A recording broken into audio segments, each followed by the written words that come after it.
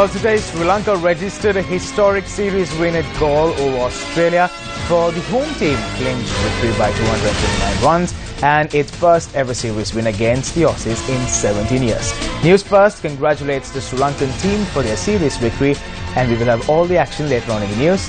Let's start off with a look at our headlines for this evening.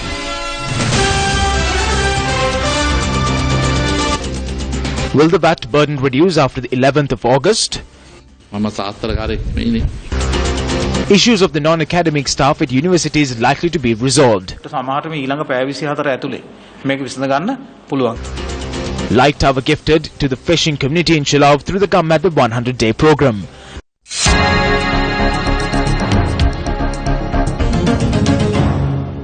Starting our news from the President's Diary this evening. The Women Entrepreneur of the Year Awards took place last evening under the auspices of President Maithripala Sirisena. The award ceremony, which is held every 2 years, is organised with the aim of further encouraging women entrepreneurs. The Women Entrepreneur of the Year Awards, in its 9th year, was organised under the leadership of Chairperson of the Women's Chamber of Industry and Commerce, Rifa Mustafa. Awards were presented to 10 women entrepreneurs who had contributed greatly to the Sri Lankan economy. The Gold Award for the Woman Entrepreneur of the Year was presented by President Maithripala Sirisena to Lakmini Vijayasundara. Special day for the people of the Valley fishing village in Chilaw, who did not enjoy a happy moment in a long time.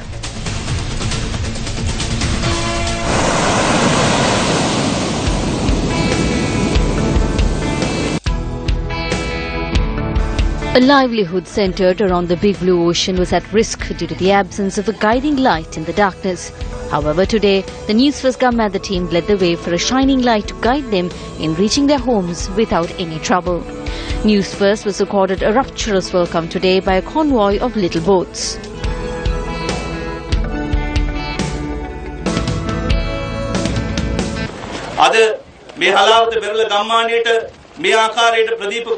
When people here are receiving a guiding light today, children in Kilnochi are receiving drinking water. We have given drinking water to children in Batiklo too. People of Patalagama in Hammantura have got an elephant fence. I am only telling you a very few of the many projects that we have initiated. The Kapsal Maharaja organization always encourages us to venture into projects of this nature because we are an organization who remain with the people, as we understand the pulse of the people.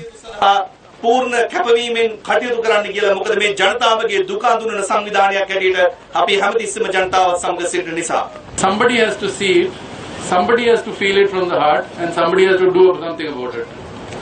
There are a lot of times we see things, we don't feel for them. We see things, we feel for them, but we don't do anything about them. So here is a case, we saw, we felt, and we decided to do something about it.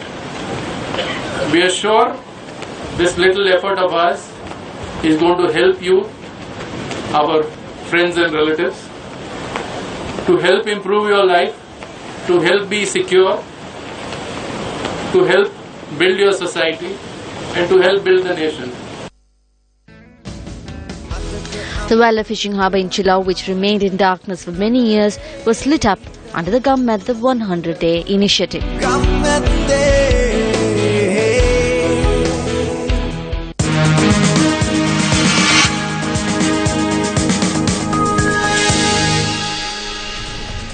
Well, will the value-added tax increase the cost of living? A number of business institutions and trade associations are still in a dilemma. The parliamentary vote pertaining to the value-added tax amendment bill is to be held on the 11th of August. The bill was to be taken up for debate on the 20th of last month. This was, however, delayed as the Supreme Court made a ruling cancelling the order made by the Commissioner of the Inland Revenue Department increasing the percentage of VAT. The Supreme Court made the ruling citing that the VAT percentage being increased from 11% to 15% from the 2nd of May without the approval of Parliament cannot be accepted. Minister of Finance discussed this matter with the trade association members of the Anuradhapura area today as well. People pay the taxes, however, we did not receive what was due from the business sector. As an example, there are 2 million single and partnership businesses registered in the country. Only 15,000 pay their taxes. How will the country move forward? There are many arguments about VAT. Even I do not like it. But the problem we have is the income is low, but the debt is high. We will do one thing. We will simplify it. The All Ceylon Trade Union Collective says that it will resort to stern action if there is no relief from VAT. We granted our submissions as to how the amendments could be made from our side. They promised to us that this is just the beginning of many rounds of discussions in the future. They also told us that the VAT amendment will only be implemented after holding discussions with us. However, they are now saying that the VAT will be passed in Parliament on the 11th of this month. We are also businessmen. We are showing our fullest opposition to the VAT amendment that is to be brought by the government.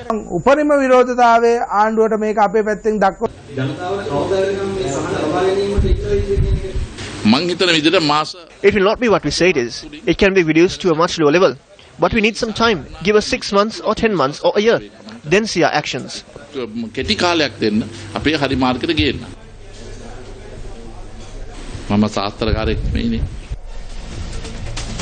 Minister of Health Dr. Rajitha Senaratne announced that the cabinet bill on increasing the taxes on tobacco to 90% has been signed. The minister was speaking at an awareness program in Colombo on head and neck cancer. We have raised 100 billion in taxes from tobacco companies. We spent 147 billion rupees to treat patients who suffer from diseases related to smoking. Yesterday I signed a cabinet bill. It proposes to increase the tax to 90% and also increase the VAT to 15%. If VAT is imposed on the essentials of the innocent people, why can't they impose 15% VAT on tobacco? I have summoned the Minister of Finance and the Finance Ministry officials for a meeting on Tuesday. We must ban the importation of all betel nut.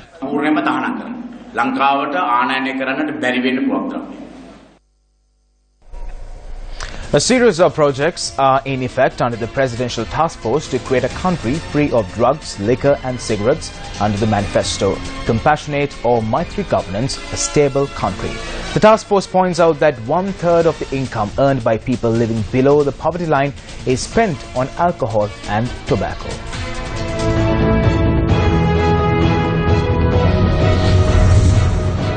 The Presidential Task Force states that 22% of funds allocated for the health sector in the country is spent on those suffering from alcohol and tobacco-related illnesses. In a bid to minimize such costs and, more importantly, to protect the human resources in the country, the Presidential Task Force is conducting a series of projects and campaigns. The main aim of the Presidential Task Force is to reduce the manufacturing, transportation and marketing of illicit drugs by 80% by 2020. Reducing the manufacturing of tobacco by 50% within this time period and also reducing the number of motor accidents caused due to drunk driving by 50% by 2020 are objectives of the Presidential Task Force. The project implemented by the Presidential Task Force includes the prohibition of direct and indirect promotion of drugs, reducing the availability of such products, and conducting extensive public awareness campaigns on the harm caused due to the use of drugs, liquor and cigarettes. In this 5-year program, there are 3 key objectives. First, being the formulating of laws and amendments of the laws relating to drug raids. Second, being the rehabilitation of drug addicts. The third is a drug prevention program to prevent the children and youth of the country being addicted to drugs. All state institutions will come under this program along with the non-governmental organizations, the United Nations, WHO and all institutions related to this and that come under the UN will work together with the Presidential Task Force to eradicate the use of drugs. අපත් සමග ඍජුවම මද්ද්‍රව්‍ය නිවාරණ ජනාධිපති කාර්යසාධන බලකාය ඔස්සේ වැඩ කරනවා.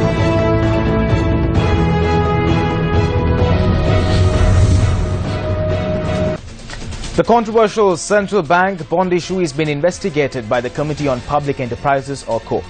However, the governor of the central bank, Agust, who is said to be accountable for this, has been appointed to spearhead the government's 5-year economic plan. Politicians and civil organizations criticize this action, citing that the government has mixed up the law and morals. Arjuna Mahendran, being kept as a government consultant, questions the morals of this government. This cannot be logically proven. This cannot be proven through court in parliament. We see this as an issue that needs to be decided by the people of this country.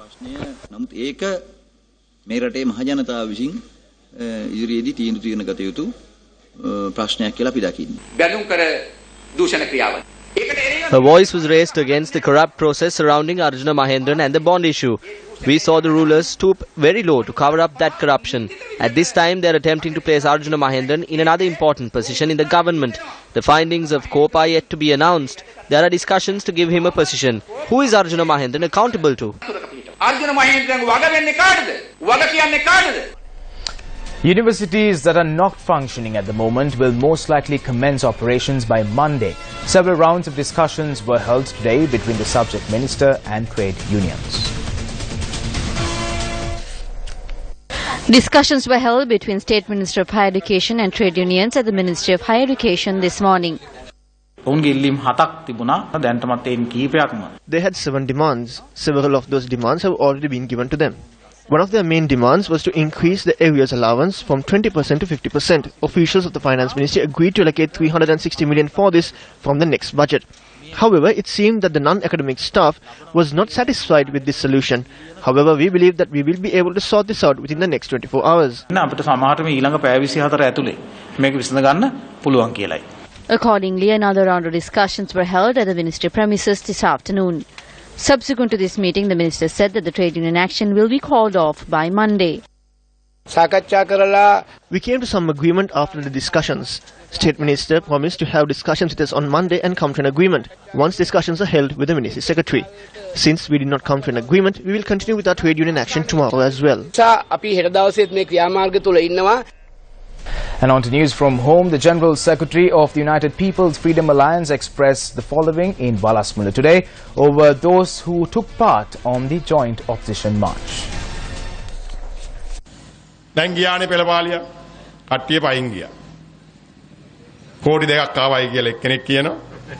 was a procession where many marched. One even said that the participation was 20 million. Another says that the participation was 2 million. The people are aware of how much can be accommodated at Lipton Circus. Let us assume that, as Geeta said, that 20 million arrived. What happens afterwards? What happened was that a group worked to bring Mahinda Rajapaksa to the streets, which harmed his reputation. These are persons from several smaller parties. They spread racism. They are the ones who brought in several religious groups. It has been revealed that from the then Ministry of Bimal Miravansa, 6 vehicles have been given to the Ravana Balaya.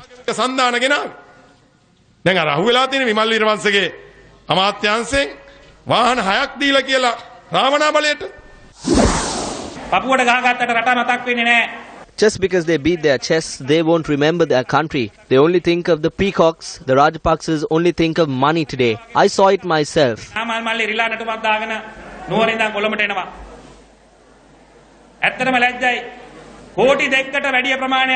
One said over 20 million took part in the march.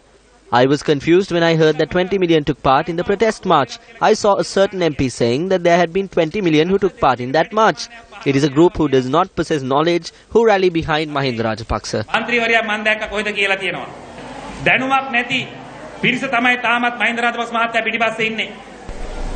Minister of Housing and Construction Sajid Premadasa too expressed his views regarding the joint opposition march.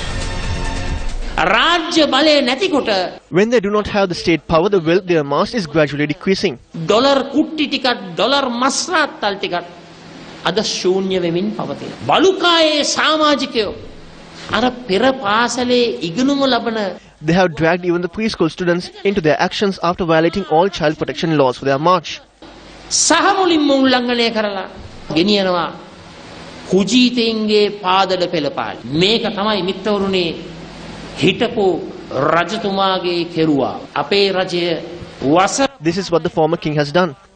No one can stop the 5 to 6 year journey of this government. It can only be stopped by defeating us at a presidential or a general election. කරන්න පුළුවන් නැවතත් වරක් ජනාධිපතිවරණයකදී මහමැතිවරණයකදී මේ රජය පරාජය කරලා පමණයි. The minister expressed these views at the inauguration event of a project to enroll 9,000 individuals to the construction sector. Youth who have received a 3-month training through the Shilpa Savya vocational training program will be sent to the field for a monthly salary of 60,000 rupees. A felicitation ceremony organized by the Forum for National Unity was held under the auspices of State Minister of Defence Ruwan Wijewardena in Colombo yesterday. The felicitation ceremony saw the participation of a number of dignitaries, including State Minister of National Integration and Reconciliation H.M. Fauzi and Mayor of Colombo J.M. Musamil. The re-emergence of the LTTE is remote. The defense forces, the police and our intelligence branches are constantly on high alert. While I cannot go into details of our activities, let me say that necessary measures have been taken to prevent a re-emergence of the LTTE.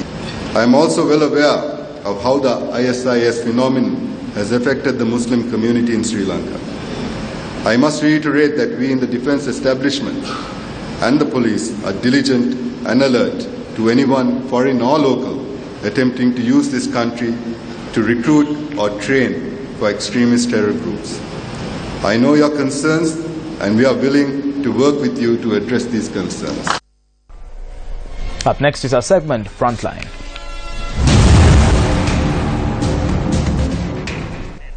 Well, once again on the Frontline we have senior journalist Faraz Shaukat Ali joining today to express his views on concerns that matter to the public of the country. Well, for us, let's get to the point, and my first question would be, should the government be in the business of doing business? That's a good question. Actually, the government has no business doing business. The business of the government is to ensure that there are sufficient infrastructure facilities and the roads and the water and electricity and so on and so forth are in place to encourage and facilitate businesses. So yeah, the answer is no, they shouldn't be in business. They should leave the business to businessmen. Well, also for us, you say they should leave the business to the businesses. That's right.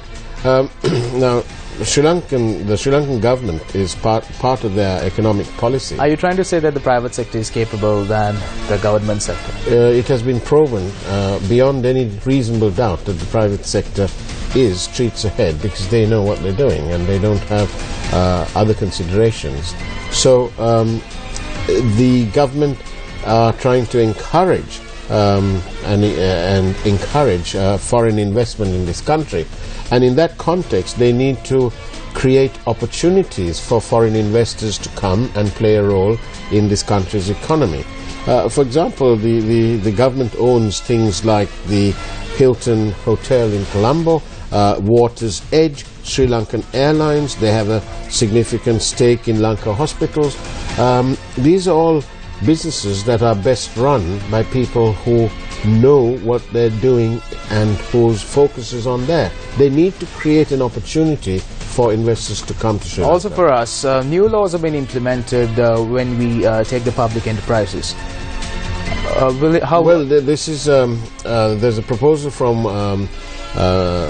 one part of the government. Malik Samaravikrama. The Minister Malik Samaravikrama says that they want to sell off certain public enterprises, which is what we've just been talking about.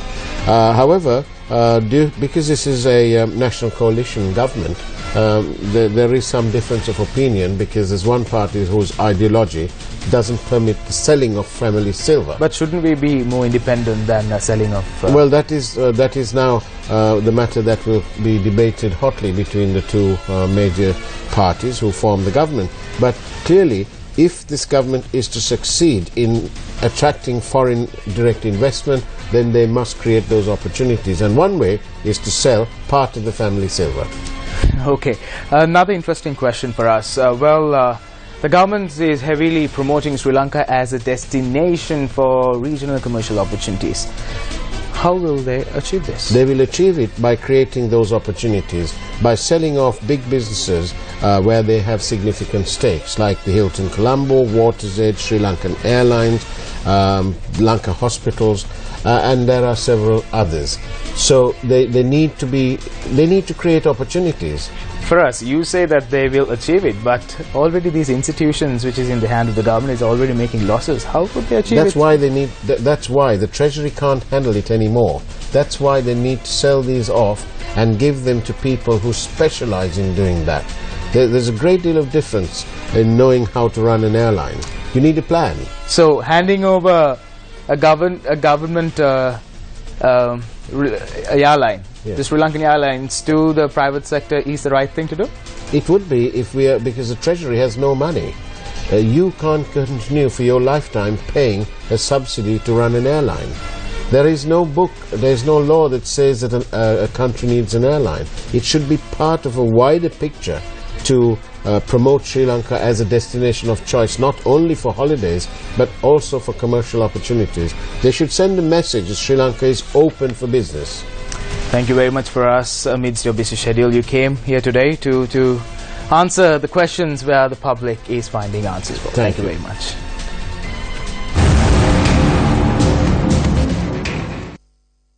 Victory were bundled out for 183 after lunch as Sri Lanka won their last series against the visitors in 1999, took an unsaleable 2-0 lead in the 3-match rubber. Sri Lanka won the first test at Pallekele by 106 runs.